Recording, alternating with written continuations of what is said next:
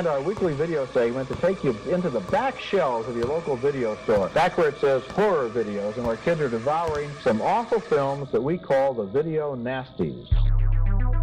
Are you freebasing? Inquiring minds want to know. I have to break free from this culture of mechanical reproductions and the thick incrustations dying on the surface. Fuck the prime time, bitch! Mom with the new fletch. The pain, I can assure you, will be exquisite.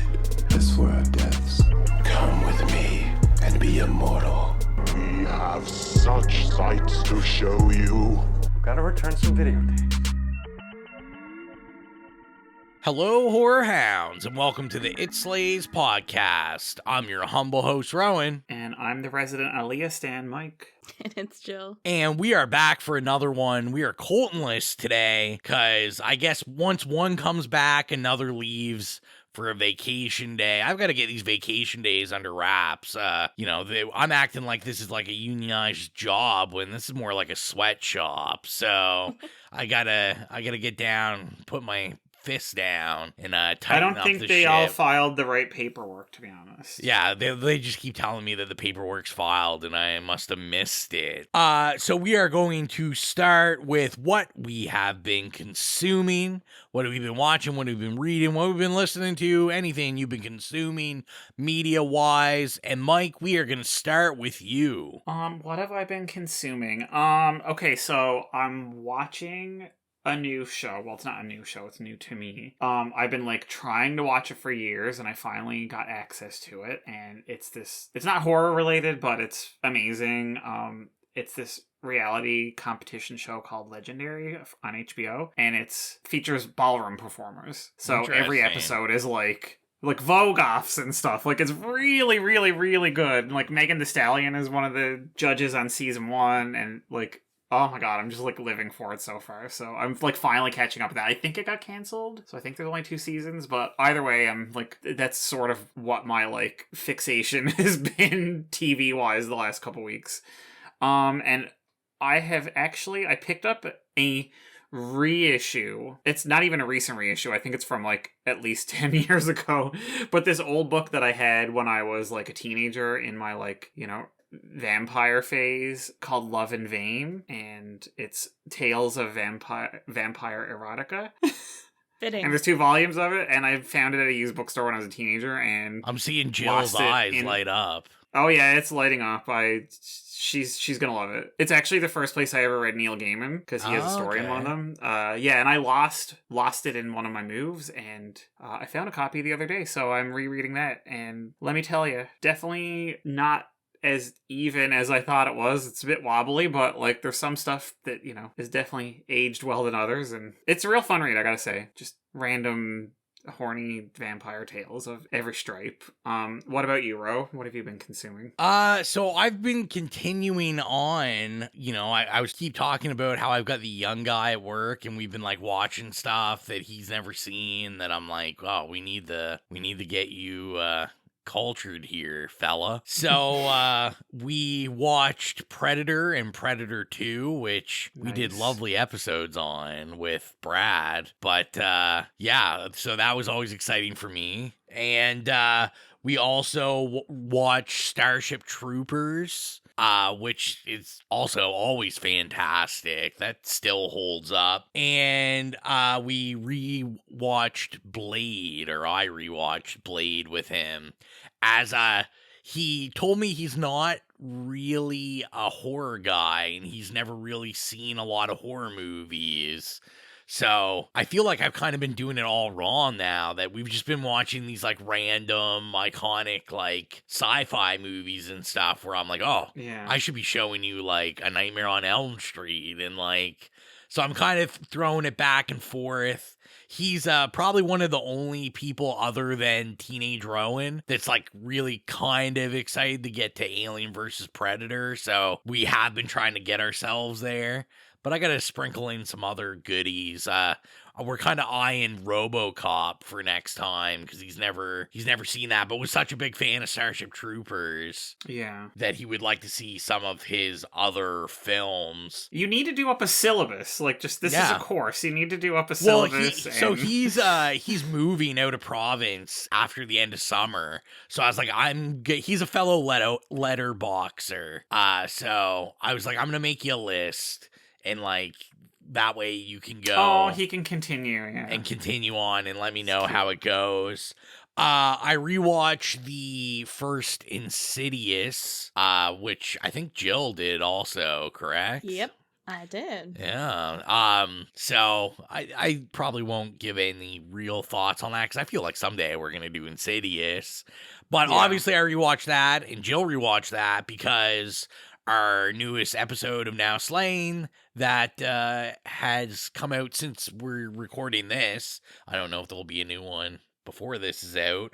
I was on Insidious the Red Door, which I also went and saw, which was like the world's biggest hassle. I went Thursday night to see it the day before opening. I went to the late show, so it didn't start till 10:30. And a little before 12, the movie crashed, and they tried for about 40 minutes to continue getting it to work, and then just gave up, and then just gave us like free movie passes, which sounds pretty sweet, but I had to travel an hour to go to the theater that was playing it, and my local theater didn't bring Insidious the Red Door at all. They still haven't brought it, which I'm sure they look stupid about because it's like killing the box office right now. So, yeah, unfortunately for them.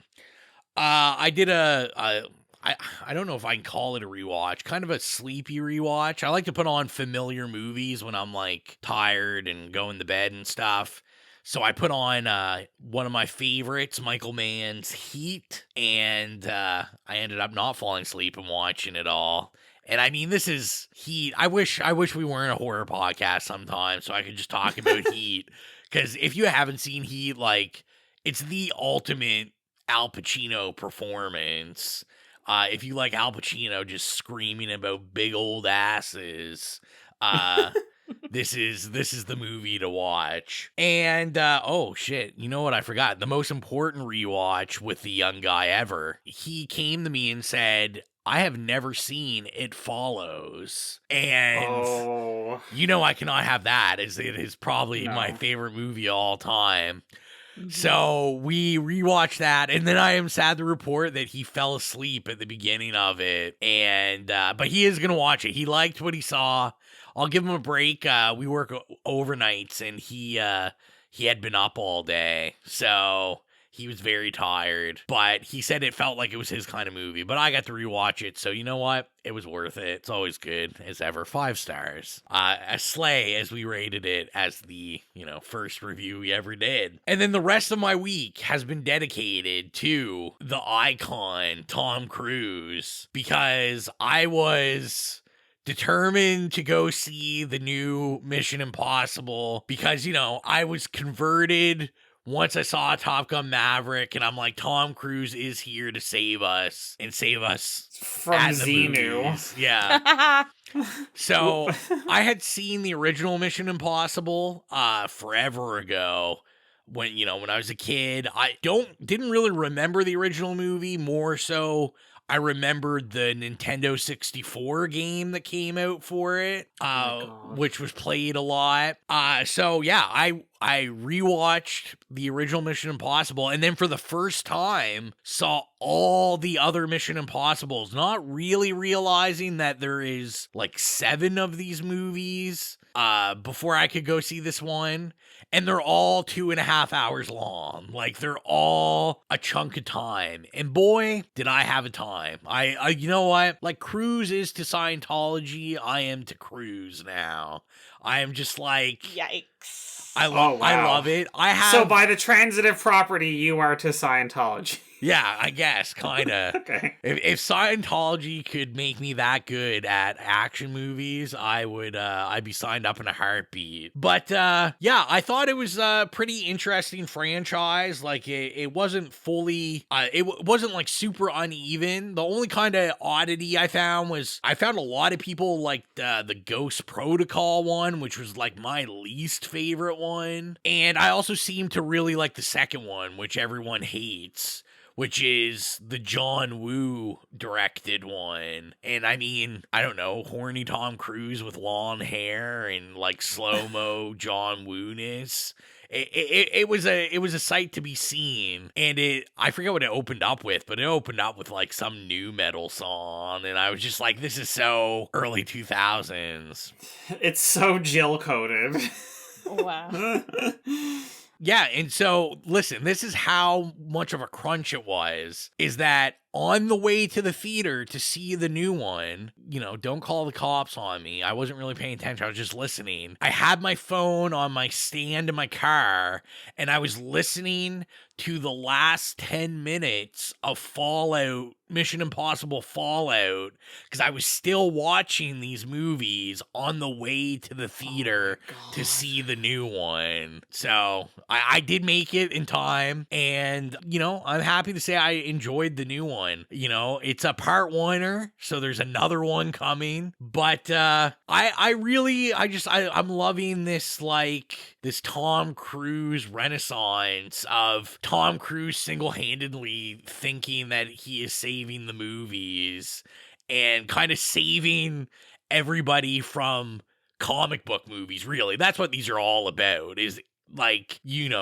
need like a real action movie and not just like a CGI fest of characters. And yeah, I really enjoyed it. Although there's a departure of one of the main characters in the new one. I won't say who, but it's very sad and she's amazing. So yeah, that's all. I didn't think that any of them had the same characters except for Tom Cruise. No, they actually surprisingly have like all the same kind of core cast throughout all 8 of them. Okay, because I remember after the first one, there was like nobody in it that I remembered. I mean, the only person you really got to know is that Vin Rames is in all of them, and he is amazing in them. He's here to save the movies, not Tom Cruise. That might very well be the case. Let's be real, yeah. And, I guess to balance out the energy, kind of bring the Coltonness into this, me and Auxilia are watching a little A24 television production.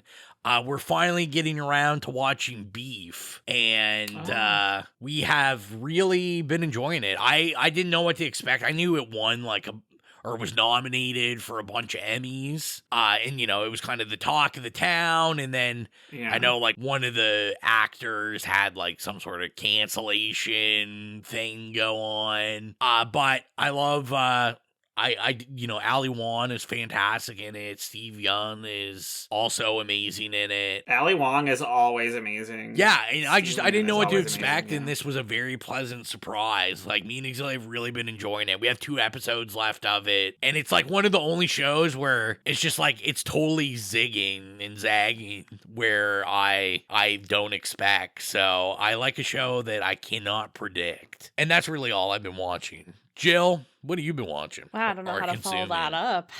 That Tom Cruise stuff sounds fucking miserable, but I'm happy for you. I'm happy you're enjoying that journey. Yeah, that's God love you. Terrible. Sorry. All right, for books, I recently read the graphic novel Genesis 1 by Poppy. It was pretty interesting read if you're a fan of Poppy. I've been a fan of... I didn't know Poppy did a graphic novel. Yeah, she's done 2. The second one is called Poppy's Inferno. I haven't read that one yet. How many Minotaurs get jerked off in that one? None. Oh, okay. You clearly don't know what you're talking about. But anyways, yeah, I've been a fan of Poppy's music since like the early days when she uploaded on YouTube, and this book kind of touches on that, where she's basically like an AI, like android or something, and she's like in a factory and all this kind of stuff. So I like the story. The second one looks darker, so I'm more interested in reading that one. So I'll keep you posted on that. For movies, yesterday I watched Elvira, Mistress of the Dark. Oh, yes. Fucking awesome. Yeah. Personal favorite of mine. Awesome. So good. Yeah, my goal in life is to be like Elvira someday. Like, that's just who I want to be. At the end, shaking your titty tassels. Exactly. Yeah. It's super funny. Lots of boob jokes, so I love that. Very much my humor. I love how dark and sexy and sex positive she is. Yeah. She's a queen. I love her. So yeah, it was a really good movie. And also, gay icon. Yeah. Yes. Yeah. I've been seeing a lot of like clips from that movie pop up on TikTok as well. Oh, nice. And like, yeah, it's cool. I rewatched the 2013 Evil Dead the other day. Oh, yeah. Yeah, I love it. And it was interesting after watching Evil Dead Rise to have it to compare to, as well as recently watching the older Evil Dead movies, which we did for the podcast. We did 2, right? Yeah. So it was nice to come back to. I love the 2013 Evil Dead. I know it's pretty divided. Like, people either hate it or they love it. If you hear that bell, sorry, that's my dog. Anyway. I rewatched Watchmen with the Zack Snyder commentary. Nice. By accident. I didn't like, my husband's like ripping off these Blu-rays to his Plex server, and yeah, I think he accidentally got like the Zack Snyder commentary. Can I ask a question? Yeah. Was it the cut of the movie that has the tales from the Black Freighter interwoven in it? Or is that not it at all? Like no. the cartoon part? No. Okay. He wasn't, like, he didn't come in that often. Like, he'd be really into the movie, and then, like, you know, if you're about to see Dr. Manhattan's dong, Zack Snyder's gonna come in and ruin it for you. Or something like that. But yeah, I'm a huge fan of anything Zack Snyder, and I think it's a beautiful cinematic movie. I adore Watchmen, the book and the movie. I keep forgetting, I think we talked about this on the podcast before, that my man's Jeffrey Dean Morgan is a comedian. It's shocking to me because he looks so fucking ugly in this movie. He's so good in it too. But he's so good, yeah. I also figured out that in the comic, Dr. Manhattan is uncircumcised, and in the movie, he is circumcised. So Gill doing the important work. Look what they took from us. Look Right? what they took from us. Actually, I'm not going to say my thoughts on foreskin, but I think it was an improvement. Anyway, I also watched Reality on HBO. It's a movie. It has Sydney Sweeney, and I'm a big fan of her. It's based on true events. It's pretty good. So if you're You might say it's based on reality. You might say it's based on reality. Yeah. True. And yeah, that's all I got. Well, with that, Jill, why don't you introduce the movie for this episode, as it was your pick? Oh yeah, well, today's pick is the 2002 Queen of the Damned. It's a staple for the goths in the early 2000s with a killer new metal soundtrack, and it's based off the novel of the same name from Anne Rice's The Vampire Chronicles. Perfect. So let's get into the trailer, and we will be back with the synopsis and first experiences. Akasha, mother of all vampires. If looks can kill, she will leave you cold. Aaliyah, Stuart Townsend, Anne Rice's Queen of the Damned. Soundtrack on Warner Sunset Warner Brothers Reprise Records features the single Cold by Static X and original songs by Jonathan Davis and Richard Gibbs. Performed by David Draymond of Disturbed, Chester Bennington of Linkin Park, Jay Gordon of Orgy, and Marilyn Manson. Fear me.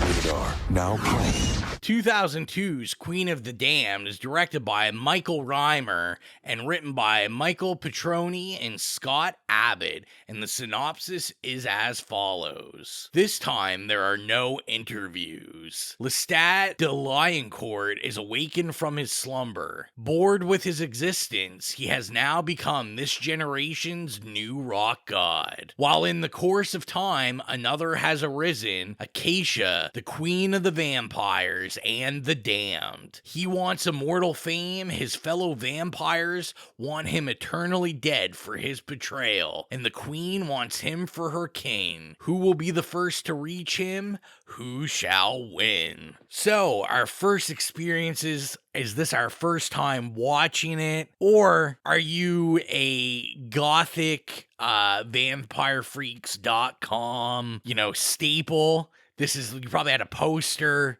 You had this on all different kinds of media. You were just banging Aaliyah all the time behind your goth friends' backs. What's your experiences with this? Jill, it was your pick. Obviously, we have to start with you. All right. I've watched this like a billion times as a teenager because I was super goth. And I had it on DVD and everything. I watched it so many times. It's like a comfort movie for me. And I love the soundtrack. But I actually haven't seen it in years up until now. So that's cool. What about you, Mike? I also owned it on DVD. It was a used copy bought from my local Blockbuster Video. Thank you very much. And yeah, I used to watch it. I mean, it wasn't like my staple, like with you, but I got it when it first came out, and it was one of those that you'd throw on in the background when you were like reading or doing something else. And again, like you, I watched it I didn't watch it religiously. I watched it a bunch of times and then didn't watch it for like a million years until this. So I was like, oh my god, yes, Jill picked Queen of the Damned. That's a good excuse to watch it for the first time in absolute eons. What about you, Ro? So the first time I saw this, I think was last year or the year before. I had never seen this, which I feel like probably is like breaking my parents' heart a little bit. My stepdad is like a massive, and my mom are massive Aaliyah fans. Like, I grew up listening to Aaliyah, and my mom is a massive Anne Rice fan. Like, she has all the books. She's read all the books. This is why we worship your mother. So I remember this coming out. I remember the posters and Blockbuster. It was just something that I didn't watch. Which, like I said, just seems odd because, as a young child, like, I've seen Interview with the Vampire a bunch, so I don't really know why I wouldn't have seen this, but I watched this with a friend of mine who was like, hey, we should watch this, and I was like, oh, I've actually never seen this.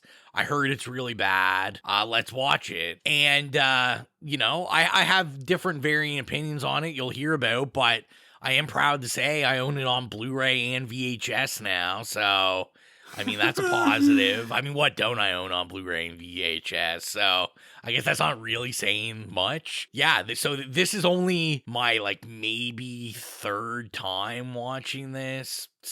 No, it's definitely my third time watching this. So not as experienced as you guys. So it's that time to get into the throats and arm veins of this and start off with where we always start off, our favorite kill and or favorite scene. Mike, start us off. Okay, I'm going to have to say, because I am such an Aaliyah fanatic, that the scene when she first emerges and it like shows herself to be the queen, literal and figurative that she is, in the club, and like starts killing everybody and is just like, looks like a fucking badass, beautiful, gorgeous vision. Like that just whole scene, I love, like, okay, listen, she didn't get to do very many roles, obviously, because she died before this came out. This was her second role. I feel, and like,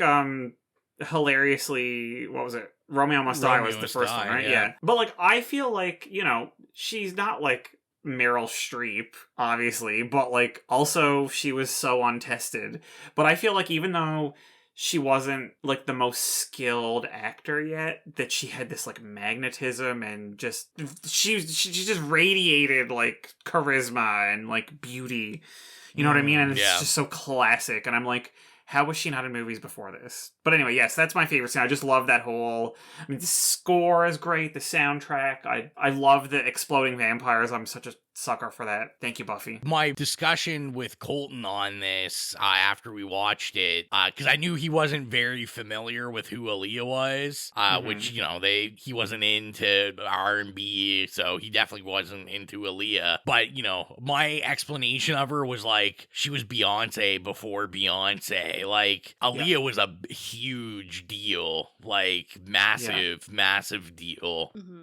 And, like, she was friends with literally all the most, like, intensely talented and, like, influential people in, like, R&B and, like, hip-hop and stuff. Like, I mean, her best friends were, like, Missy Elliott and shit and, like, Timbaland. And she could have had this insane career, you know, like, she could have been, you know, Beyonce, like you said. And well, and not to get although I feel like, you know, God love her, I'm the biggest Beyonce fan, but like her acting is very so I'm like, maybe she would have been a better actress. I don't know. Who knows? You're right though. Like she was massive, and I guess, you know, it's time for me to get my little hip hop R&B nerd hat on. But I mean, at this time, like 2002, like she was dating Damon Dash, who was the co-CEO of Rockefeller Records with Jay-Z. And I mean, in this era, like Jay-Z was like God for like, not just like rap music, but like basically pop music in general. So like you said, just, you know, and as problematic,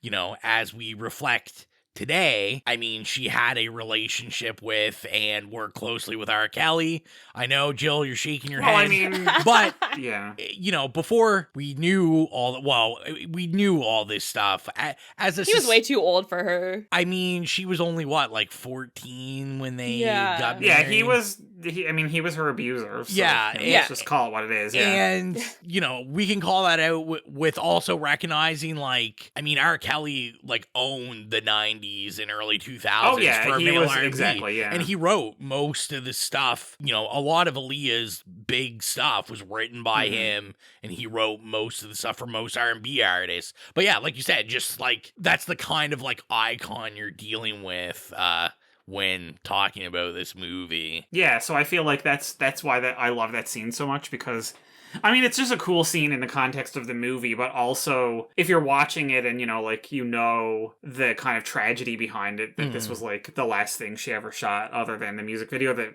she was shooting when she died.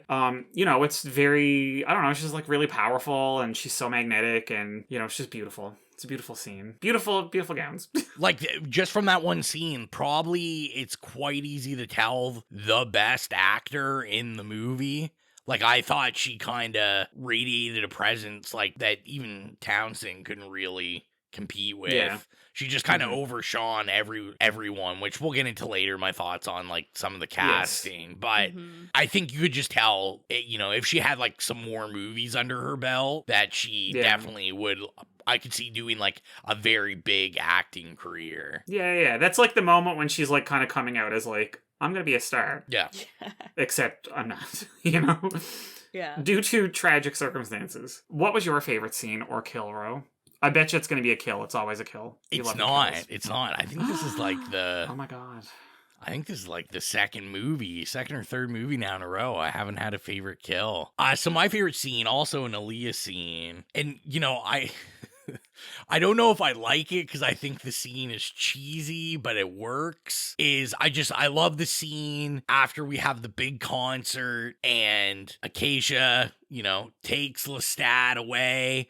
And then, you know, we get, like, Disturbed playing. Is it Disturbed that plays in that scene? I can't really remember. But we get, like, the whole rose petal tub scene. Yeah. And it's kind of like the seduction of Lestat. And I love it. Like, I mean, hey, it's a good one, yeah. That song's so good. Yeah, I really like that scene. I thought it was well done. No, I was gonna say, do you think that scene was, like, a vague nod to American Beauty? Ooh, with the like rose the petals and everything. Yeah, maybe. Yeah, maybe. I don't know. Now, and this is, to me, is the scene where I think they kind of work the best. And I mean, sadly, it's kind of, you know, one of the only scenes. Like, they don't have very many scenes together. But like there definitely was like a pretty good chemistry. And like I said previously, you know, I thought she was a better actor than he was in the film. Yeah. Which kind of worked for the power dynamics that are playing out in the movie. So I really like that scene. I like once we get kind of, you know, the nipple bite of the blood and stuff. I really like, and they do show it earlier in the movie, but we always get these like cut scenes of Aaliyah, but they're like kind of staticky and they're like a dream, and it's just kind of like red filters and blue filters of like images, and I just really like the look of those. And yeah, that's my favorite scene. What about you, Jill? That's also my favorite scene. Oh, I'm sorry. You know, it's part of my bi awakening. You know, you got Stuart Townsend looking fine, and you got Aaliyah looking amazing. And I just want to go back to what you guys were saying about her. She's incredible. Like, she looks so good, and even though she's not an actress, like, she has such charisma. I don't know, she just like really draws you in, and I love the costume that they put on her. She's so beautiful. I love what they did with her. And like you said, it's really sad that, you know, she died in an airplane crash shortly after this was filmed. And also, I just want to point out, like, they didn't get to, they had to like redub a lot of her voice with I think her brother. Her brother, So yeah, and I think that's kind of cool because her voice sounds really good too. It's like distorted, has all this power. So I think that's cool. But yeah, my favorite scene is the bathtub scene. It's really gorgeous. It's romantic. I'll talk about the book a little bit later because it's one of my favorite books of all time, if not my favorite. I've book never of all read time. it. So. Oh, okay. I'm glad because I was thinking that it's been so long since I read it that I feel bad not being able to like make any comparisons. But that's good because you'll actually know. I barely remember it at all. I just remember. I mean, I read the book in like grade 9, so it was like 2006 or something. Yeah. But I remember that, you know, there's this like chemistry between Lestat and Akasha, and you know, I think they did a really good job there. And I love that. I've got to redeem myself for a second. It wasn't Disturbed. It was the Deftones change. Sorry. During that scene, I forgot to say it's Deftones change in the House of Flies. Change in the House of Flies. And it's such a good song. It's so sexy. That's such a sexy song. Yeah, Deftones. Although I just have to say, is there any such thing as like a non-sexy Deftones song? No. Like, there isn't. Yeah. Deftones are like literally god tier. Just that's baby making music. You know I'm a pop girl, but like Deftones are. Yeah, they nailed it with that song. Like that scene is just pure gold. You know what? As we get into reviewing this, I mean, I think the biggest chunk I feel that we're just gonna rant and rave about. So let's get it in. And now is soundtrack is the music, the soundtrack. This is of an era. You know, I think for most that champion this movie, probably a huge nostalgia movie. Even if you don't like the movie, just for the music. I mean, you know, Jonathan Davies taking over. He did the score also. Like he fully took on the music role for this whole movie. And just like iconic singers and bands that contributed to this. Yeah, it's a soundtrack full of bangers. I remember downloading every single song off of LimeWire back in the day and putting them on my shitty little MP3 player that could only have like 18 songs. And like you said, they were all from Queen of the Damned. Yes. And the music was partly done by Jonathan Davis from Korn. I know he had some contract issues and couldn't perform the songs for like the actual soundtrack, like not what you hear on the movie. So they had those vocals re-recorded by some new metal legends. So you have like Wayne Static from Static X. You got Marilyn Manson, problematic, but I used to fucking love Marilyn Manson. Yeah. Chester Bennington from Linkin Park, and you also have the vocalist from Orgy and Disturbed. And like we said, Change by Deftones, banger. We have Before I'm Dead by the Kidney Thieves at the very Kidney end. Thieves, this got me into Kidney Thieves, and I love them. It's so good. We got Down with the Sickness, which was kind of a meme, but you know, back in the day, it was like an anthem for outcasts, and you know, some other pure bangers. And also this is an MTV movie. And it was really iconic for featuring staples in the nu metal genre during this time. It's one of the major pulls for the movie. And I also think it's really cool that they had Aaliyah, who's like, you know, an R&B queen doing this movie with all this music. It would have been cool if they could have, you know, did a little collaboration with her on some of it, but you know. Yeah. I did see that apparently Jonathan Davis said the plan was for them to do something together, but she passed before they were finalizing all the music and everything. But I was gonna say, just like, you know, you were bringing up that it's interesting, it's all nu metal, and then it's like this R&B kind of icon. You know, I guess I, you know, continued to have my hip-hop R&B brain on, and I kind of thought of the similarities between like the rise of like Lil Wayne and you know, when Lil Wayne became like the biggest thing in the world, he kind of did this transition into like, I'm no longer a rapper,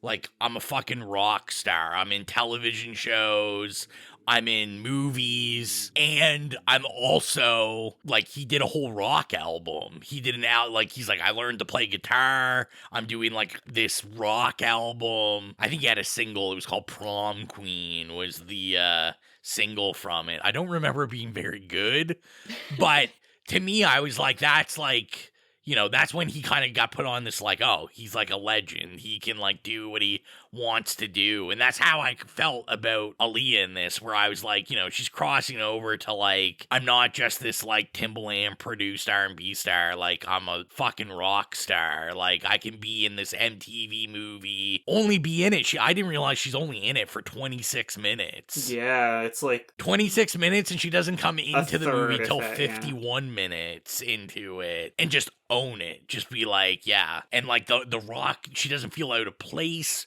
with any of the nu metal stuff. Like, it just perfectly fit. For sure. And I will admit, like, I definitely was not into nu metal at all in this period of time, which probably could also be one of the reasons I hadn't seen it when I was younger. I guess as I got older, like I said, more of a nostalgia thing. Like, you know, if someone puts on like a Korn song or like, I don't know, like Limp Bizkit or something, I'm like, oh yeah. Like, to me, I'm like, oh yeah, it's like nostalgia now. So I like it better than I did then. I'm sure to, you know, the gothic weirdos, like some people on the podcast.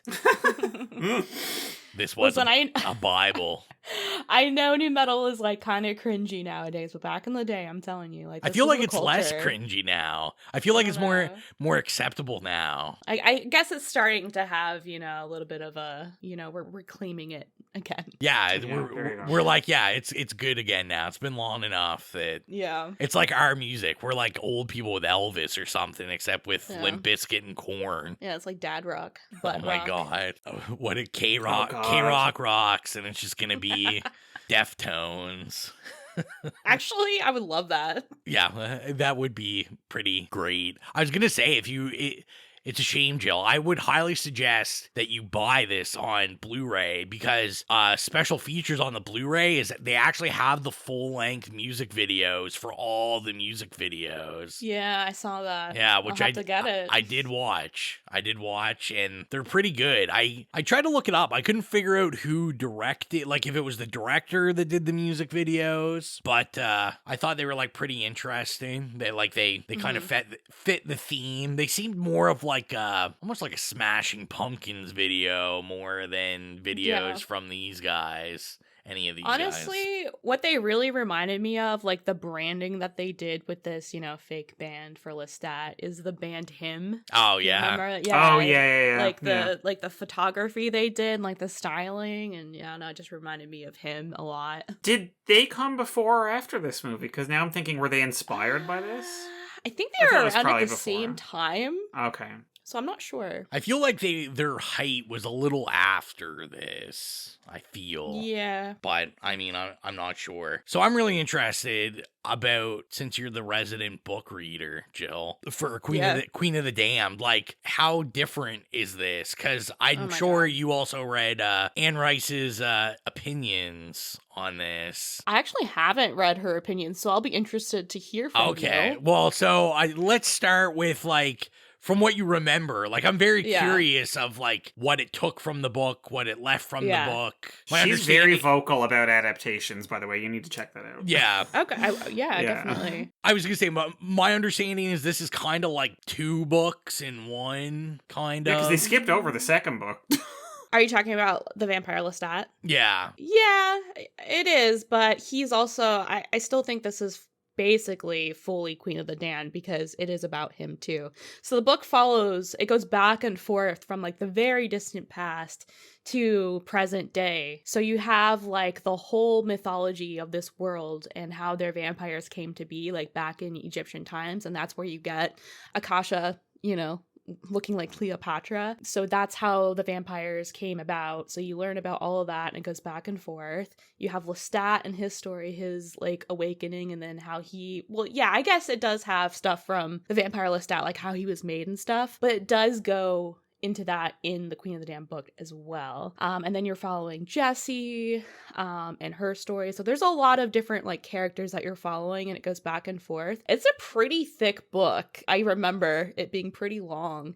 It has a lot of detail. So yeah, I really wouldn't even compare the novel to the movie because they are so different. The book is amazing. And the movie is basically like a very simplified and shallow version of the movie. Like basically they pretty much wanted a gothic vampire movie that they could have a banger soundtrack with, and this is what they came up with, and I'm not mad about it. It's just I would really like to see someone take Queen of the Damned and you know, give it the attention that it deserves. Like someone needs to take like a mini series. Yeah, I mean they just took Interview with the Vampire. And it's on AMC Plus, and also Mayfair Witches, which is another Anne Rice series. I forgot about that. I need to watch that story. So I would love for them to next do like Queen of the Damned and the Vampire Lestat and all that. I haven't seen that new Interview with the Vampire, but my friend watched it, and he's a huge Anne Rice guy, and he said it's really good, like the new Interview with the Vampire. He thought they did a pretty good job with it. So it's been on my list to check out. Yeah, I need to check it out too. I mean, the original movie is good, but Queen of the Damned is just such much more modern energy, so it's hard to compare even those two movies together. Yeah. But yeah, it's very different. I remember like of all the like say first 4 or 5 books, like I barely remember it at all because I read them during my like, you know, vampire phase in high school, but like I vividly remember that Queen of the Damned in particular, of like the first 5, which I feel like most people consider are like the core of the series. Yeah. Queen of the Damned was by far, like literally, when I was reading them in order, that was at that point the best one, and then everything after that was not as good because that was just so fucking excellent. Yeah. Yeah, they're good, but they're not as good. Oh, another thing like they didn't have in the movie, which kind of made me upset, is like the whole reason for what she's doing. So in the book, she's this feminist icon, and she's like, I'm gonna kill all the men except for you, and we're gonna like repopulate the earth with these women. So they're only killing men. And in the movie, they're just killing everyone, and you know, it's really shallow. It's like, you know, these people don't deserve to live, so we'll just kill them all. So in the book, it's so much better, and it was like my feminist awakening. I was like, holy shit, yeah, kill the men, kill them all. But anyway, feminism, bisexuality, like the Queen of the Damned is just literally, you know, just busting down doors left and right. Yeah, pretty much. So what does Anne Rice have to say about the adaptation? I mean, anything I've ever, you know, seen of Anne Rice kind of talking about any of the adaptations, I feel she's a little flip-floppy. Like usually she's like for them and then against them, then for them, then against them. It seems that she landed on against this. Now, I know in like the little kind of, you know, research I did do, she basically like the rights were about to expire on all this stuff. She had been pushing them to let her write the screenplay. Similar to what you kind of said, Jill, on how you thought this could kind of work, remodernized. She wanted this to be a television series because it's so big. And she was like, there's no way you're going to be able to do this in a movie. Plus, they told her, we want to take the second and the third book and we want to like crush it in the one movie. So she was kind of, you know, I saw she had like basically posted to her fans, I'm sure back then on like a GeoCities site or something. I think she had her like official like message board on her site or something. Yeah, run by GeoCities. I can imagine, right? And there's like sparkly like vampire thing, like gifts going on or something. It was probably Angel Fire, not GeoCities. Angel Fire. Oh, yeah, definitely. Angel Fire. Angel Fire sounds more gothic and Yeah. vampire-y, yeah. But basically, yeah, like she didn't support them when they were making this, but then I take it they kind of got her on board because she talked about, like, she sat down with Stuart Townsend and that she really liked him and thought, like, yeah, like, this guy is going to be a great Lestat, and she was like, I can't wait to see it. And then, of course, in Anne Rice fashion, like, the movie came out, she saw it, and of course, I shouldn't say in Anne Rice fashion, but, like, if you make something and then it's just, like, totally different or not what you think it's going to be, she ended up at the end of the day just kind of saying she saw it once, she'd never watch it again, and she just thought they didn't do it justice it deserved. They didn't. They made an MTV movie, and that's what you have to, like, expect from it. But someone else needs to go in and do that. I'm sorry to cut you off, guys. No, I was done. I feel like she was a bit flip-floppy on this because she had to eat shit about Interview with the Vampire because she was so, like, famously against Tom Cruise being cast in that movie. And then it turned out that she was wrong. And she was then very famously like, I apologize, I was wrong. And, you know, she totally, like, had to eat shit about it. So, I feel like because of that, she was like, maybe I should not be as mean about the actors who are in Was my he a movies. Scientologist back then? Oh, yeah. Because, you know, if so, I get it. Fuck Tom Cruise. I'm sorry. We keep talking about God. Mission Impossible, but he did a good job in that movie, but yeah. Yeah, but you know who was better? Kirsten Dunst and Brad Pitt. And Brad Pitt. They were a million times better than him in that movie. Yeah, 100%. Well, I could see, like, if you were a big Interview with the Vampire fan, like, this would be, like, this would be a major zag for you, because, like, the tone is just, you know, Interview with the Vampire is, like, this prestige horror before prestige horror, like, just, like, Oscar baity horror movie. Oh, yeah. I mean, she was very, like, literary horror. Right? Yeah. Like, yeah.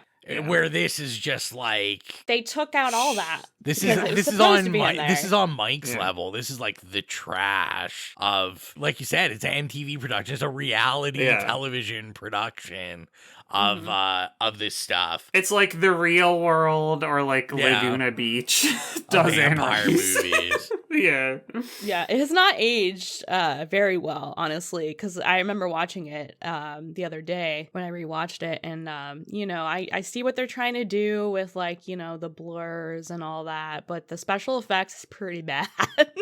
Yeah, they definitely. I feel like they aged well by the time that movie even came out, because like, I feel like even back then it was like, oh my god. There's too much of this. It's just constant, like, blurring, fucking early CG bullshit.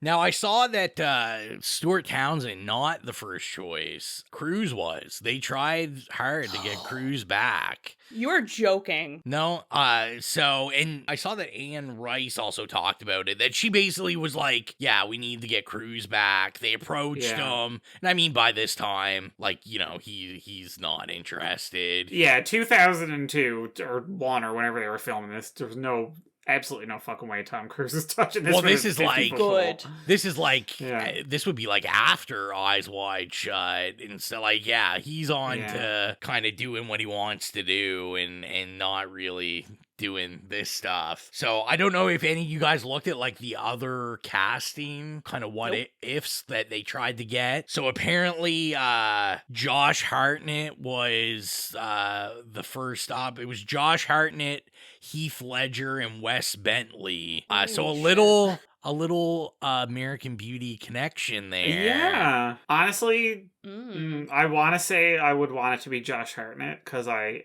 adore him. Oh my god, Heath Ledger though. But I think but I feel like was like the right choice. Yeah. He's very vampiric. I thought he was pretty good in this. And then just for I guess for some more fun like casting choices, Aaliyah was like the last choice in it. They approached Halle Berry, Jada Pinkett Smith, Samantha Mumba, Jenna Dewan, Rosario Dawson. Don't wanna love you if you Vivica A. Fox and Vanessa Williams. Jeez. But they landed on Aaliyah. So I think good choice. Yeah, the right choice. Yes, 100%. She was everything in that movie. I can't see any of them bringing that same... Like, I love them all, but there was an energy... She's ethereal. Yeah, that just... Yeah. There's something there, and maybe it's because she wouldn't have been as well known as an actor as them, that, like, there's a mystery there that maybe they wouldn't have been able to bring, I feel. Well, and, like, sadly, you know, I think the death plays into it, because I think any of those people, maybe other than, like, Rosario Dawson, but, like, I'm thinking, like, Vivica A. Fox, Vanessa Williams, like, those people all died out pretty quickly, like, once you get into the 2010s, like, as, like, a major star, where I think, like, any of these kind of effects with, like, a Kurt Cobain or anything, like, Aaliyah has that allure that she isn't with us anymore, and so it does kind of, you know, even though you don't want it to, it does bring that, like, kind of energy to the film, that it's like, oh, like, this is it. This is, like, her big performance before she left us, so. Yeah, well, I mean, it's that, like, glamorizing tragedy thing that... Yeah. Is so, you know, exactly, yeah. You know, we're talking about the cast and all that. I want to get into, like, the actual movie. I had so many notes about the actual movie. Let's go. So I want to start with Jessie. To me, Jessie, the weakest point of this movie. I felt like they kind of just... Her narrative was so second string. It was done so half-assly. Like, we never really, like, you know, they bring up the stuff about, like, the lineage and the family, but I never feel like they do a good job of selling me why she's, like, so into this. Like, they briefly bring up all that stuff, but never actually fully go into it, and she's just always second fiddle to anything else that's going on, even though they kind of, you know, after we get the Lestat introduction, we get the narration by Jessie, which is, like, I just put weak sauce, like, terrible. I was like, she did not do a good vocal performance on this. Yeah, it just felt like this film just did not care about that character whatsoever. I was, like, curious how you guys felt about her. Yeah, they made her pretty meek. I mean... Had they had the time to really flesh it out and make it what it should have been, it would have been much stronger. They had so many... It's like a George R.R. Martin novel, you know what I mean? Like, you have one character, you're looking through the eyes of one character, next chapter, another character. And they tried to do that in the movie, I feel, but they just cut out so much. Yeah, there's like, literally centuries of history in the book that I can remember that is just... literally non-existent. Yeah. I had written down, I don't want to, like, shade the actress because I'm sure she's lovely, but I was like, C-grade Parker Posey. Because she kind of looked like Parker Posey, but not anywhere near as talented or versatile or magnetic. Even her chemistry with Lestat, which is supposed to be strong, like they're supposed to have this connection, like kind of this love connection too, and it's pretty non-existent. It's pretty weak. Yeah, that was one of the exact notes I had. Is I just don't think they, like, it was like justifications for anything with her. Like, they just, like you said, there was no build up to, like, this kind of, like, love affection for each other. Yeah, I had a note about, like, her when she goes to, what is it, the Admiral's Bar or whatever, the club. Yeah, it was like she's talking to the panel of those people. I can't even remember what they were called, Talamascan or something. Talamasca, yeah. And it was like she's like talking about, like, oh, I gotta take pictures of the club, and, like, she ends up going to the club, but the movie, like, never really justifies why she needs to go to this club, like, go inside of it, other than she just kind of wants to. Like, I understand she's trying to lure Lestat out, but I'm like, you're kind of like an academic or whatever. Like, I feel like there's probably smarter ways to lure him out than you're just, like, walking into this, like, vampire pit. That's kind of a trope, though, in, like, vampire romance. But yeah. My real issue is she goes to Admiral's Bar in that outfit, and that was not a look. That was like the jacket. You have an issue with the hair? I liked the hair. I had an issue with it all. I had an issue just with the look. I thought she looked good. That whole outfit, I was like, is not... I don't know what's going on. She kind of looked like I don't know, a Russian soldier. Bro, she's in London, like in the winter. She's wearing I'm just a saying coat. that it was an ugly color. I just wasn't feeling it. But I think the other thing is that she gets so overpowered by Aaliyah's performance and how beautiful like Aaliyah is. Like, even though she's the villain, you're like, I want her to win. She's fucking awesome. And then your like main character, Jessie, is like not interesting at all. She does her best, but it's just sort of cardboard, you know? Yeah. God love her, but, you know, again, and look at who she's surrounded by in, like, that scene in particular, right? It's like, she literally doesn't stand a chance. I almost feel bad for her. I liked her when she's like getting taken to Lestat's place before the big concert. I like her like goth club look though. I thought that was pretty funny. Oh, it's hot. She did have some decent looks. They were very 2002. Oh yeah, very 2002. It's very Blade. Speaking of, because you were saying you watched Blade, to me it reminds me of stuff that they would have gone to clubs in Blade. Speaking of that scene, you have a little cameo from Jonathan Davis. Yeah. As a scalper. $200 for tickets. I kind of wish they had more. I kind of wish, like, I know they had Jonathan Davis, and then they had, I can't remember her name, but the VJ from MTV was in it also. Oh. Like, I kind of wish, I was like, man, it would be awesome if they had got some of the other new metal guys to, like, kind of make little appearances. Was she the keyboardist? I believe so. Perhaps. What was her name? No, sorry. I'm trying to figure out who you're talking about. The keyboardist was, I feel like someone in a band. I think the MTV VJ also played the MTV VJ. Serena Atchul. Okay. She's on CBS now, a little different than MTV. Wow. But I think, it said she played herself. So she must have been on the television when MTV News played. But the pianist was Robin Cassander is her name. Okay. And I don't recognize any of these bands. Hood and The Vanishing Lady are her two bands. They had a lot of like deep cuts. I saw they had like one of the like guitarists from like Nick Cave's band in this. Ooh, okay. Nice. But I just thought it would have been a little interesting if they had people that did the soundtrack and, like, I was like, oh, if, you had like Marilyn Manson in it or like, I know it would be problematic now, but. Oh my God, like when Marilyn Manson does the cameo in Jawbreaker? Yeah, well, he's done little he was in Sons of Anarchy and like he's done a couple stuff. He's always been interested. Not Another Teen Movie. Wasn't he like, he did like his Tainted Love music video based on that? Yeah. I'm sorry, that just came to my head. I mean, it's a bop, as problematic as it is. Yeah. I was gonna ask Mike, were you doing the Exilian Rowan when we see the opening scene of Jessie and she's reading a book? I was like, what book is she reading? What? I had to stop it, and then I was like, God damn this fucking Pirate Bay rip that I downloaded. Because I couldn't. Okay, by the way, I was saying earlier, I know I still have somewhere my original 2002 DVD. I just couldn't find it. Yeah. And I'm sure that would have looked like garbage on my 4K TV anyway. So, yeah, I'm very curious as to what she was reading. I feel like it was Tale of the Body Thief. But I have for you what she was reading.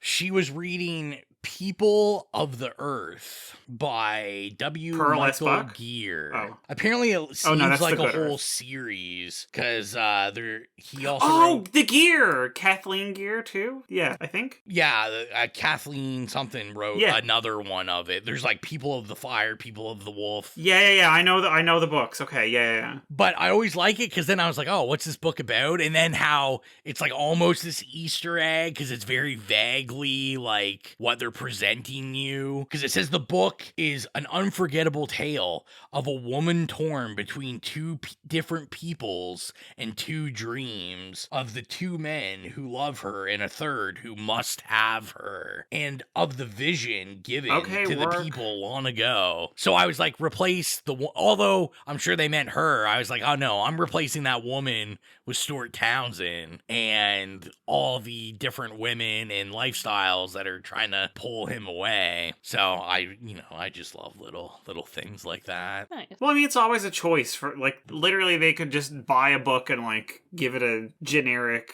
leather-looking cover. Yeah. But, like, somebody picks that out for a reason. You know, there's gonna be, it's commentary of some kind. I mean, it's not, it's not always gonna be something, like, groundbreaking but, like, it's like a cute little nod to, like, the theme. It's a way to, like, address whatever theme it is they want without actually having to, like, go into any depth with it, which obviously they don't do with anything in this movie because they cut all the depth out. I was curious, like, what you guys thought of the overall, like, vampire looks. Like, just how they made the vampires look in this. I mean, we talked about Aaliyah's character, Acacia, and, she looks fantastic, but all the other vampires, there's vampires in the club, vampires at the concert, they're all over the place. I was just curious how you felt about this look of vampire. I liked it because, they all look alternative, and they're, like, doing that for a reason so that, they can hide in society, but, still be noticeable. Fun fact about the Death Valley, California concert scene, I think they filmed that in Australia. Yeah. And they literally, like, I think on forums and stuff, got a bunch of, like, goths to come dressed up, or maybe from, like, nightclubs or something.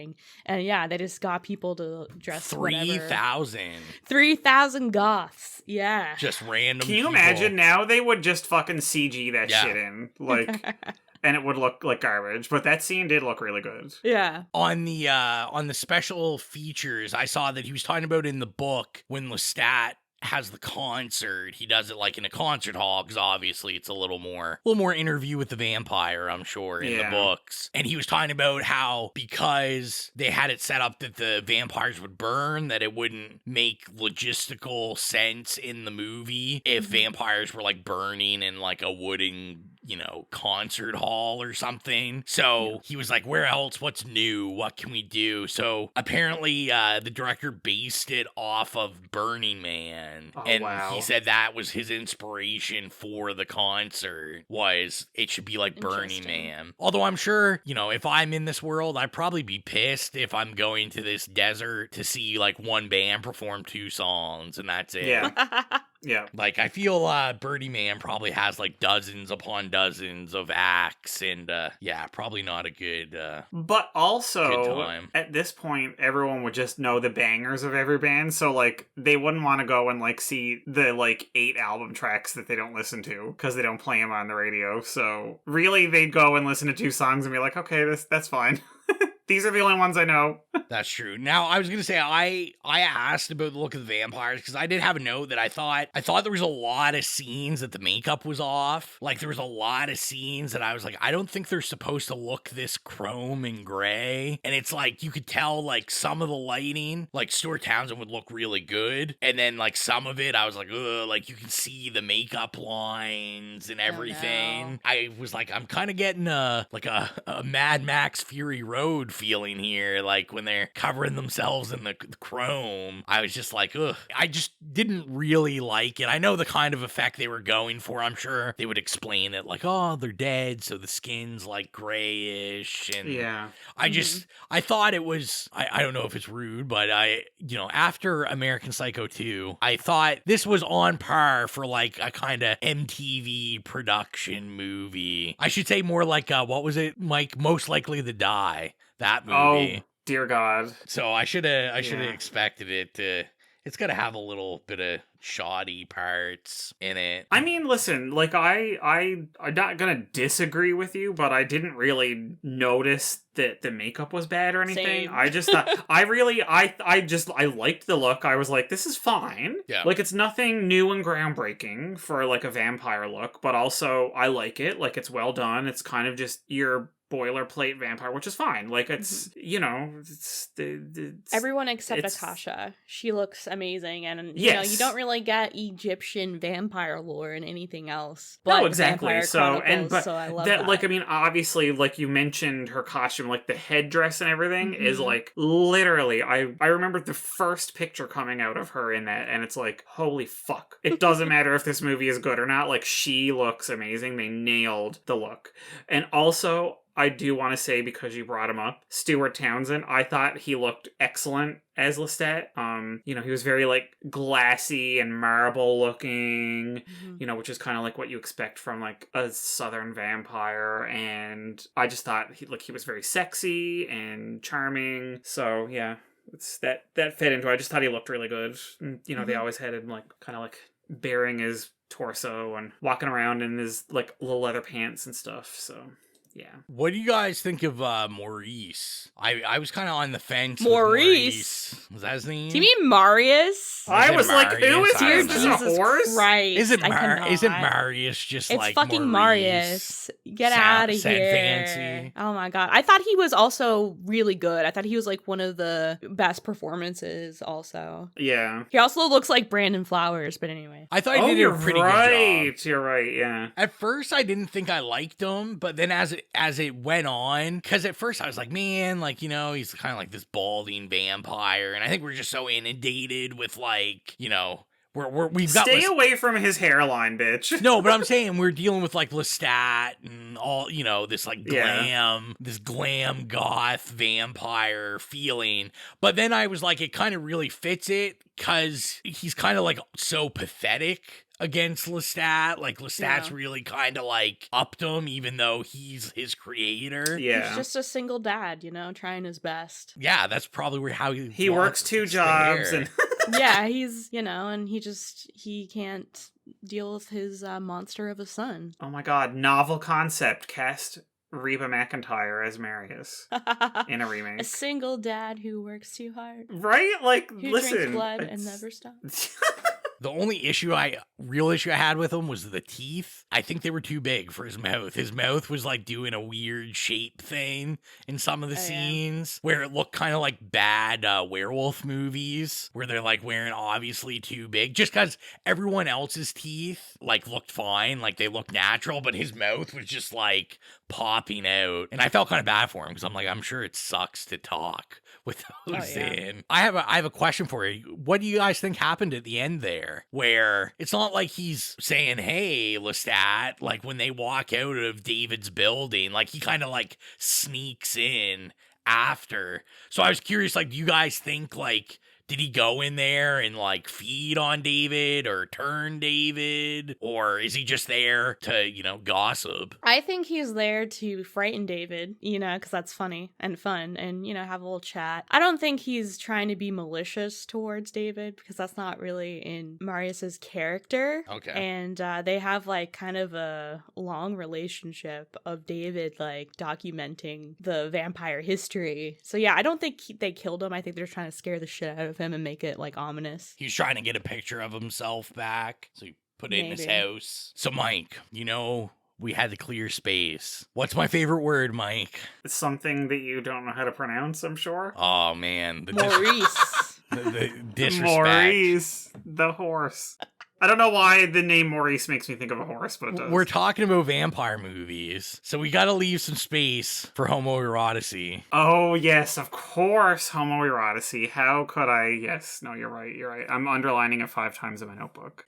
I think more so than the first time or the second time, only because I know I'm talking about this movie with you, so I'm looking for it. And I mean, you can't really not look for it in vampire movies in general. Yeah. But yeah, just like, I was talking about obviously like vampire movies are pretty sexual by nature, but we've got a lot of penetration of teeth, and it's a lot of men on men penetration. I mean, vampires really kind of they've got that bisexual vibe going. And absolutely. I did notice a little when Lestat is turning into a vampire, and he's sucking Maurice. I just want to call him Maurice all the time now. Oh my god. But my boy Maurice giving out a little like groan and moan there. Like, oh yeah, I literally like starred that scene as like something that I knew you were going to want to talk about. Literally. Yeah, just it's like the iconography of vampire movies. Like, gotta be gay. We should have saved this for Rice, Pride. Yeah. Anne Rice in particular, her work is very homoeroticy. So I'm glad that they didn't like, it was still not, like, explicit at all, but they did allow it to bubble to the surface a bit more than in Interview with the Vampire, I feel like. Which was weird because they were, you know, very clearly a, like, bickering gay couple. Yeah. In Interview with the Vampire, but... My two vampire dads. Yeah, exactly. With their, like, you know, daughter who's just like, ugh, get me out of here, you know? That's so funny. Oh yeah, I saw a Letterboxd review that was straight up one line, and it said, "I've seen gay porn straighter than this." Yeah. So I have a random question. I was wondering to myself, are there any vampires that aren't goth? I was like, I know vampires are like quintessentially goth. You're either Southern or you're goth, and that's it.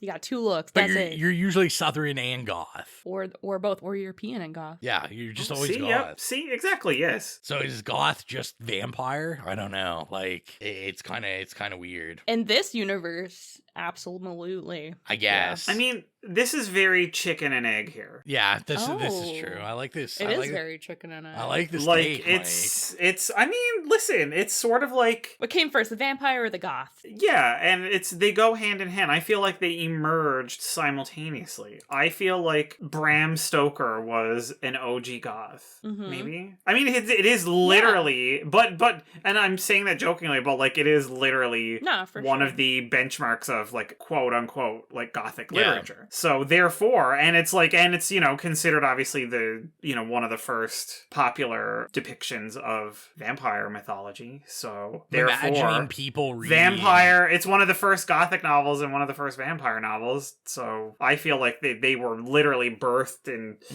like snaking its own tail, entwined. I'm imagining people back then, like Dracula just first comes out, people reading it, and they're talking to their friends. They're like, "Damn, homie, I love me some goth chicks." What would a goth chick be? Like, just I don't try know. to picture her with back then, I don't know. Big like goth broads. No, that's still too late. The peasant boys would love that. The peasant boys. Yeah, because it's a known rule that only normie guys like goth chicks. And goth chicks like goth guys, but they don't like goth girls. Goth guys probably like Jesus, there's a whole rule book to this. Oh yeah. Are you gonna write a book about this? Jill doesn't make up the rules. She's just enforcing them. I married a normie husband. There you go. So speaking of inventing, I did have a note that says Lestat, you know, inventing new rock in the like 18th, 17th century there. If these guys only knew that he was just like using that violin to just fucking jam some corn licks. Stop you know, if the people only knew. You're kind of like messing with time there. I felt it could have been like a real Back to the Future situation. You're done. He should have when he finished playing the violin said, "You won't understand it, but your kids will love it." Give the little Back to the Future nod. So my only other two notes, I had the concert, really bad lip syncing. There was pretty much really bad lip syncing throughout this whole movie. As much as I like Stuart Townsend. His new name is Stuart Townsend. Is he a pie? Yeah. Are you sure it's not Tauris? Tauris Tauris Townsend. That's his drag name. Oh my god.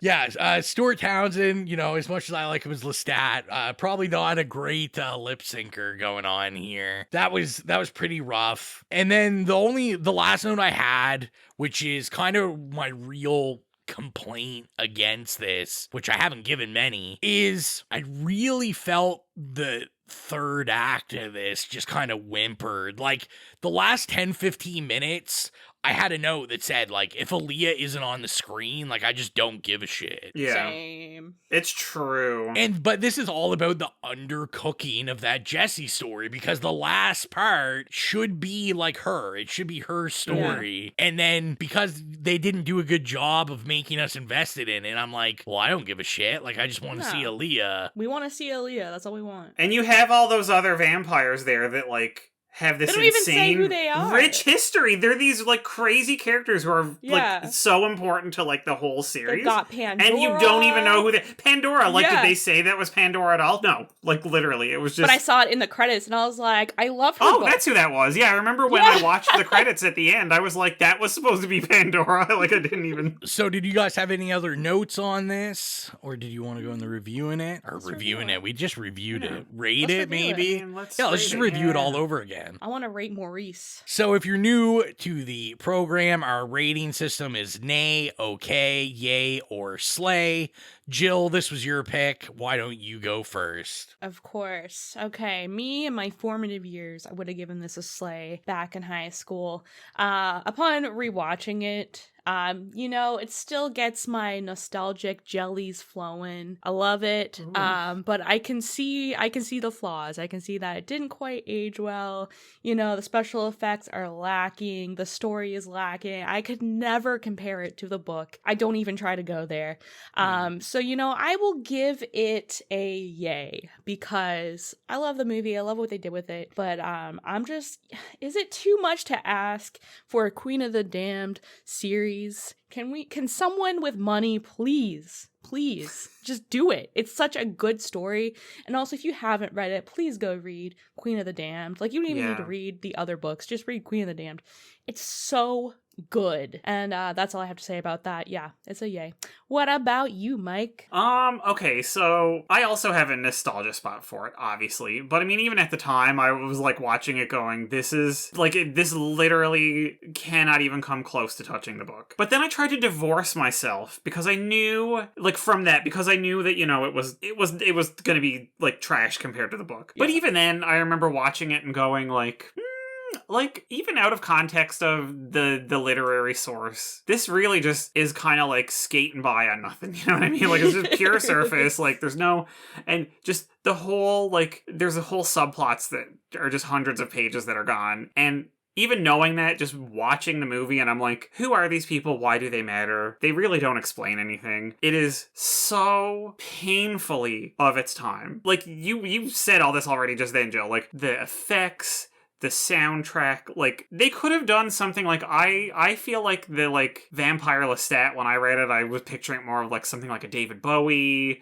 that kind of classic rock. And then they're like, no, this is like the fucking, new metal era. We are going to be as modern as we possibly can. And that just like you said, that genre itself didn't age well. And this is really a new metal movie. So therefore, I feel like because it's so entrenched in that era, it just doesn't carry over as well. I do have a soft spot for it, and again, it could have launched Aaliyah's acting career, so I'm gonna give it an okay. Will I watch it again? Yeah, definitely. I'll put it on in the background while I'm folding up laundry or something, but it's got a lot of weaknesses. And they're not the kind of weaknesses that I can say, oh, this is one of those trash movies that I love, in spite of them. No.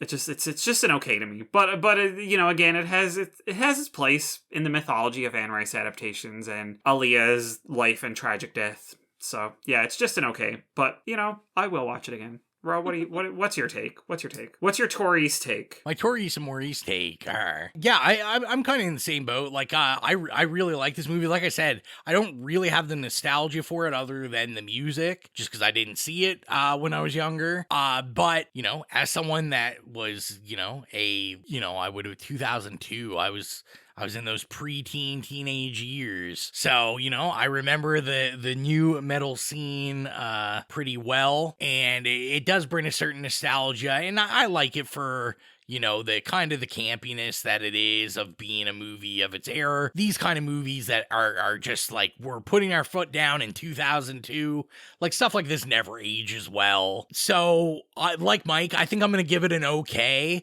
but I've done this before. This is one of those okays that anytime anyone wants to watch this, I'm 100% down.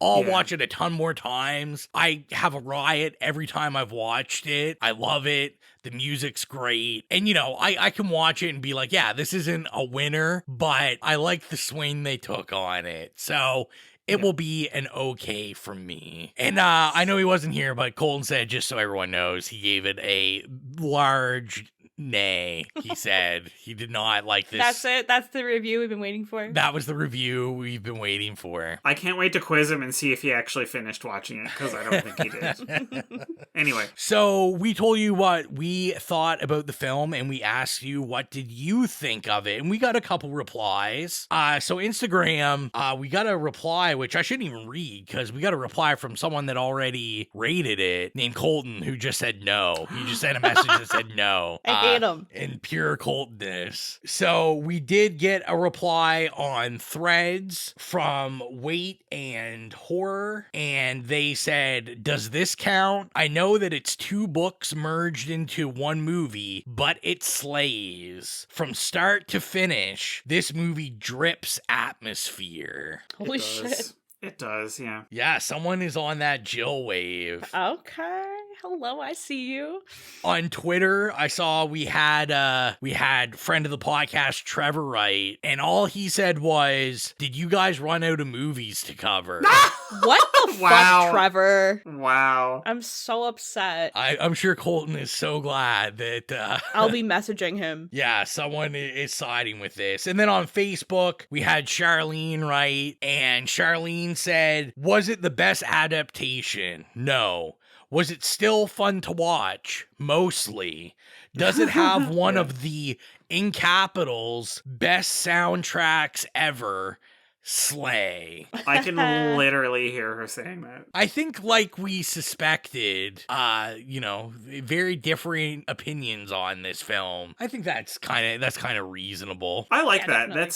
To me, that's something that will stand the test of time, because there will always be people who are willing to, again, like us, maybe rewatch it with someone, and maybe somebody who hasn't seen it before will go, oh my god, this is such a lost classic, And Yeah. I don't know, maybe it'll pick up steam and we'll reappreciate it. Probably not, but weirder things have happened, that's all I'm saying. So I guess we'll kick it on over to the horrific hotline, where we have our tried and true. Nicholas did send a voicemail in about this one, and we will see what he has to say. Okay, I just rewatched Queen of the Damned for the first time since 2008 or 2009. And, well, let me put it this way. There are movies from the early to mid 2000s that still work today, like, for example, Ginger Snaps. And there are movies from that time area that still work today for me due to a mixture of my love for style over substance and nostalgia, like, for example, the first 2 Underworld movies. This movie sadly does not fit either category. I really didn't enjoy it this time, though I know I kind of liked it back when I was a teenager in 2008. Maybe it didn't help that I took the chance to rewatch both Lestat and Rice movies and started with the far better Interview with the Vampire, where we get Tom Cruise as Lestat, who is, in my opinion, the better choice and also the better character, as he's more scary, more vicious in that movie. Whereas Queen of the Damned, well, the 2000-ish sequences with Lestat in a band were kind of fun, I guess, but the rest didn't work for me that well. The action sequences in the final act were clunky and not really into my taste, and overall it's sadly a disappointment that I couldn't get more out of this movie. Well, that's it from me. I don't really have a favorite kill or scene in that movie because I didn't really like it that much. Anyways, thanks and have a good one. What? You don't like the bathtub scene? Oh, Nicholas, man. come on. I have to agree with him, though. Lestat is not a scary vampire in this movie. And I don't know. I just see him as kind of weak. It's really Akasha who is like the scary one. Mm-hmm. So yeah, she overshadows everybody. Aaliyah just, killing it. Killing it for everyone else. So if you want to call in and leave your opinion on the horrific hotline, like Nicholas or like anyone else that has done it for us, you can do it by calling 1-902-418-8620. I think that still works. We're not really sure. I'm pretty sure it does. The easiest way is just to send a voice note. You can send it to us on social media or anything, but also you can send it to itslayspodcast@gmail.com, and we will make sure it gets played. And it doesn't even have to be about, the episode that your voicemail is going to be played on. It could be just a general horror question or your opinion on any of the films that we've reviewed in the past, that maybe you're just hearing the episode now and you want to give your opinion on it. And with that, if you are not following us on social media, you can do so at It Slays Podcast. We are on Facebook, Twitter, Tumblr, Slasher, Instagram, Threads. Basically, if there's a social media, Letterboxd, forgot that one. If there's a social media, we're probably on it. And if we're not, we'll probably get there eventually. If you want access to our episodes 48 hours early and access to mine and Rowan's show, Stream Screams, go over to Patreon and become a horror hound. Shout out to our lovely patrons, Holly, Nicholas, Patrick, Mark, Sacrotype, Joy, and Carvey. And Rowan, I think you got that spooky playlist for us. Yeah, so if you're into scores in horror movies or licensed music, you can go to the It Slays Podcast horrific playlist on Spotify. If you have any problems finding it, you can go to any of the social medias mentioned before, and we have a Linktree link there. Click on there, it'll take you directly to the playlist. And yeah, we upload music from horror movies we review, or horror movies we love, or just iconic horror movies. And I'm gonna imagine we gotta put a song or two from this on there. You will be hearing Kidney Thieves. There's gonna be some Deftones added. Like, we're gonna give you that 2002 goth drip, I am sure. Ooh, I like that. So get your spooky music on and go to Spotify, because why the hell not? And the last thing is to announce our upcoming episode. It is Colton's pick, so I've been dubbed or announced his pick as he took the vacation day. So we are reviewing the film Ginger Snaps. No, we're not doing Ginger Snaps 2. I'm sure he'd kill me if I just changed it and turned it into Ginger Snaps 2. Oh my god, do it. Oh my god, it would be priceless, but this one I am a little excited about. So we will be doing 1996 Thesis by Alessandro Amenabar. I believe it's Spanish, but it looks pretty interesting. It looks like a academia horror movie, so kind of up our alley. So get your eyeballs into that, and we will be back in 2 weeks with that. And I'm sure in between that time, I think there's some Now Slayings going on, so you'll hear from us as always. Thank you so much for all the support. We will see you next time. I am your humble host, Rowan. Bye, it's Mike. Bye, it's Jill. See you later. We're going to expand our weekly video segment to take you into the back shelves of your local video store, back where it says horror videos, and where kids are devouring some awful films that we call the video nasties. Are you freebasing? Inquiring minds want to know. I have to break free from this culture of mechanical reproductions and the thick incrustations dying on the surface. Stop the prime time, bitch! Not with the new Fletch. The pain, I can assure you, will be exquisite. As for our deaths, come with me and be immortal. We have such sights to show you. We've got to return some videotapes.